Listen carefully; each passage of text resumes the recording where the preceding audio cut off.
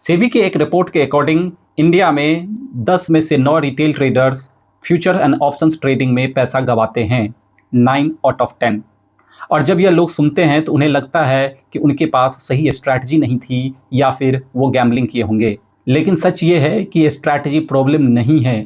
जो real problem है उसके बारे में ट्रेडिंग वर्ल्ड में बहुत कम बातें होती है। और जब मार्केट वोलेटाइल हो जाती है, जैसा कि आजकल ग्लोबल न्यूज़ की वजह से हो रही है, तो यह प्रॉब्लम और डेंजरस हो जाती है। मेरा नाम विपिन झा है। मैं चार्टर अकाउंटेंट और CFA चार्टर होल्डर हूँ। डेरिवेरा पर हम डेरिवेटिव्स ट्रेडिंग को रिस्क मैनेजमेंट और स्ट्रक्चर्ड थिंकिंग के साथ समझने की कोशिश करते हैं और आज का वीडियो इसी विषय में है। एक सिंपल सवाल, अगर आपने कभी F&O में लॉस किया, उसके बाद आपने खुद से क्या कहा? ज़्यादातर लोग कहते हैं कि मुझे एक बेस्ट और स्ट्रैटेजी चाहिए थी या फिर बेस्ट इंडिकेटर चाहिए था। स्ट्रैटेजी कभी प्रॉब्लम नहीं होती। एक्चुअली 3 रियल रीजन्स होते हैं। पहला रीजन है रिस्क फ्रेमवर्क का एब्सेंस। ज़्यादातर ट्रेडर्स अपने फीलिंग के बेसिस पे डिसाइड करते हैं कि किस ट्रेड में कितना लगाना है। ट्रेड में कॉन्फिडेंस ज़्यादा है तो ज़्यादा लगा दो, कॉन्फिडेंस कम आ रही है तो कम लगाओ। मार्केट को आपकी फीलिंग से कोई मतलब नहीं। एक ट्रेड पर आपको बहुत कॉन्फिडेंस हो सकता है, लेकिन वही ट्रेड आपके अगेंस्ट भी जा सकती है। प्रोफेशनल फाइनेंस में चाहे AIF हो, हेज फंड हो या फिर इंस्टीट्यूशनल डेस्क, कोई भी पोजीशन ये डिसाइड किए बिना नहीं लिया जाता कि मैक्सिमम लॉस क्या होगा। लॉस पहले डिफाइन होता है और प्रॉफिट बाद में। दूसरा रीजन है लेवरेज को बिना समझे यूज करना। F&O का सबसे पावरफुल फीचर होता है लेवरेज। मतलब आप 1 लाख कैपिटल से 8 से 10 लाख तक की पोजीशन ले सकते हैं और ज़्यादातर ब्रोकर्स आपको ये अलाउ कर देती है बिना प्रॉपरली एक्सप्लेन किए हुए। अगर आप 10 गुना लेवरेज यूज कर रहे हैं और मार्केट प्राइस आपके अगेंस्ट में 5% से मूव कर जाती है, तो आपका कैपिटल 50% वाइप आउट हो सकता है और ऑप्शंस में ये मिनट्स में भी हो सकता है। लेवरेज एम्पलीफाई करती है प्रॉफिट भी और लॉस भी।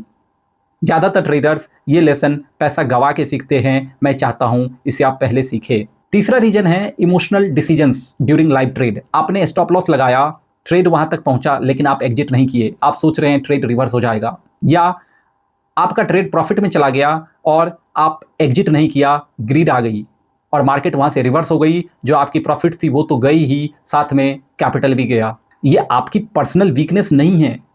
फाइनेंशियल प्रेशर के अंदर ह्यूमन ब्रेन ऐसे ही बिहेव करता है और डेरिवेटिव्स ट्रेडिंग में लेवरेज की वजह से हर इमोशनल मिस्टेक्स एम्पलीफाई हो जाती है। तो सॉल्यूशन क्या है? और analysis, best indicators, new strategy? नहीं। सॉल्यूशन ये है कि आप ट्रेड से पहले किस पर फोकस करते हैं। रिटेल ट्रेडर्स पूछते हैं इस ट्रेड में कितना बनेगा। प्रोफेशनल ट्रेडर्स पूछते हैं इस ट्रेड में मैं मैक्सिमम कितना लॉस करने को तैयार हूं। और अगर उसका आंसर क्लियर नहीं है तो वो ट्रेड नहीं लेते।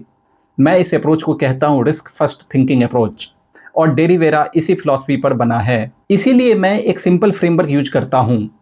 हर ट्रेड से पहले अपने आप से 3 सिंपल सवाल पूछिए। अगर इन तीनों सवालों का आंसर क्लियर है तो ट्रेड लीजिए, अन्यथा स्किप कर दीजिए। पहला सवाल, इस ट्रेड में कितना लॉस हो सकता है, या फिर इस ट्रेड में मैं कितना लॉस करने को तैयार हूं। वो नंबर आपके रूल से आने चाहिए, आपके फीलिंग से नहीं।